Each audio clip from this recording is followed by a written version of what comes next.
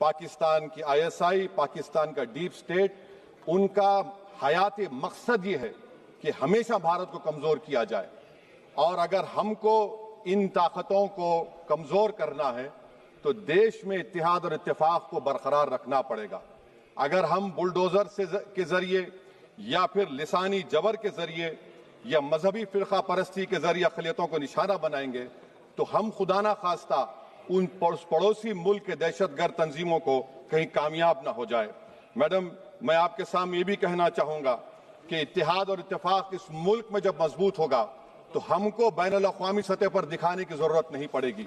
मैं आपकी तरफ से हुकूमत से चंद सवालात करना चाहूंगा कि वजीर आजम ने कहा कि खून और पानी एक साथ नहीं बह सकते, आतंकवाद और बातचीत एक साथ नहीं हो सकती। तो मेरा सवाल आपके जरिए से वजीर आजम और हुकूमत से यह है, फिर जिन इंसानों को बैसारा की वादी में मारा गया था, क्या आपका ज़मीर इस बात की इजाजत देता है कि आप ट्रेड बंद कर दिए, पाकिस्तान का एयरक्राफ्ट हमारे एयर स्पेस में नहीं आ सकता, उनकी कश्ती हमारे पानी में नहीं आ सकती, ट्रेड खत्म हो चुका है डायरेक्ट इनडायरेक्टेड, आपका ज़मीर जिंदा क्यों नहीं है? किस सूरत से आप पाकिस्तान से क्रिकेट मैच खेलेंगे जब हम पानी नहीं दे रहे हैं? 80% पानी पाकिस्तान का हम रोक रहे हैं, ये कहकर के पानी और खून नहीं बहेगा, आप क्रिकेट मैच खेलेंगे? मैडम, मेरा ज़मीर तो गवारा नहीं करता कि मैं उस मैच को देखूंगा।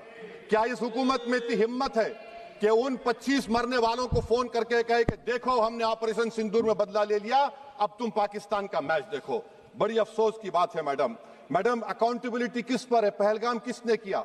7.5 लाख हमारी फौज और सेंट्रल पैरामिलिट्री फोर्स है, ये कहां से 4 चूहे घुसकर हमारे भारत के नागरिक को मारे? अकाउंटेबिलिटी किस पर फिक्स होगी? LG पर फिक्स होगी तो LG को बरतरफ करिए, IB पर आती है तो एक्शन लीजिए, पुलिस पर आती है तो एक्शन लीजिए, मगर आप ये समझ रहे हैं कि ऑपरेशन कर दिया और हम खामोश लोग भूल जाएंगे। अकाउंटेबिलिटी फिक्स करना पड़ेगा। मैडम, डिटरेंस आपकी क्या है?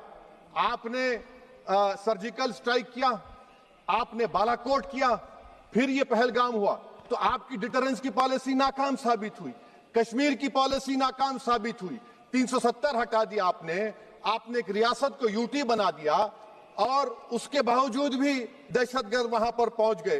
तो और अफसोस मुझे इस बात का होता है मैडम कि पाकिस्तान को हम जानते हैं, पाकिस्तान और इजराइल इस पूरी दुनिया में एक फेल्ड स्टेट है और पाकिस्तान के आर्मी चीफ को, जिससे हमारे स्ट्रेटेजिक रिलेशनशिप, इसको अपना दोस्त कहते हैं, उस देश का प्रेसिडेंट उस शख्स को बुलाकर खाना खिलाता है अपने साथ जिसके भाषण से हमारे लोग मारे गए थे। तो क्या आपकी खर्जा पॉलिसी कामयाब हुई? आप देख लीजिए। अच्छा, हमारे देश में एक ऐसी तंजीम है जिसका वजूद नफरत की बुनियाद पर और मजहबी अज़वियत को फैलाने के लिए बनाया गया, उनको तकलीफ है सेकुलरिज्म से, सोशलिज्म से, मगर हमारे संविधान के प्रियम्बल में लफ्ज सॉवरेन है। सॉवरेन का मतलब यह है कि हम खुद मुख्तार हैं, हम हाकिम आला हैं, हम अपने मुल्क के मुकद्दर का फैसला करेंगे। एक गोरा व्हाइट हाउस में बैठकर भारत की सीज फायर का ऐलान करेगा, यह आपका नेशनलिज्म है? अफसोस होता है मुझे सर। मैडम, मैं आपसे पूछना चाह रहा हूं कि अगर एक चचा सैम ऐलान कर रहे हैं तो हमारी फौज पर क्या असर पड़ा होगा? हमारे उन पायलटों पर क्या असर पड़ेगा जो नहीं मालूम कितनी ऊपर आसमानों पर भारत की हिफाजत कर रहे हैं? वो नेवी का सिपाही जो समंदर में खड़ा हुआ है, उसको ये नहीं मालूम हो रहा है कि मेरा प्रधानमंत्री ऐलान नहीं किया, एक गोरे ने ऐलान किया। बड़ा ये आपके कैसा होगा ये? मैडम, मेरा सवाल हुकूमत से यह भी है कि हम कोई एडवर्सेरियल कंट्री नहीं है अमेरिका के लिए, हम दोस्त हैं, स्ट्रेटेजिक रिलेशनशिप है, क्या क्या एग्रीमेंट हमने साइन नहीं किया, तो क्या ये दोस्ती निभा रहे हैं? मैडम, मैं हिस्टोरिकल एग्जांपल दे रहा हूं, क्रुश्चेव और टीटो। क्रुश्चेव ने दबाव डाला, टीटो ने कहा मैं नहीं मानता, मैं नैम ज्वाइन करूंगा। मैडम, फ्रांस और यूएसए, डिगोल को जब यूएसए ने दबाव डाला तो डिगोल ने कहा कि तुम दोस्त हो मगर हमारी खारिजा पॉलिसी आजाद ना है। मैडम, वहीं पर आप देखिए गुजराल साहब, जिसको कहते सबसे कमजोर थे, वजीर आजम थे, उन्होंने बहादुरी का मजारा है कि रिफूलिंग करने नहीं दिया। वियतनाम 20 साल यूएसए लड़ा मगर झुका नहीं, और हम उनको बोल भी नहीं पा रहे हैं, उनको बोल भी नहीं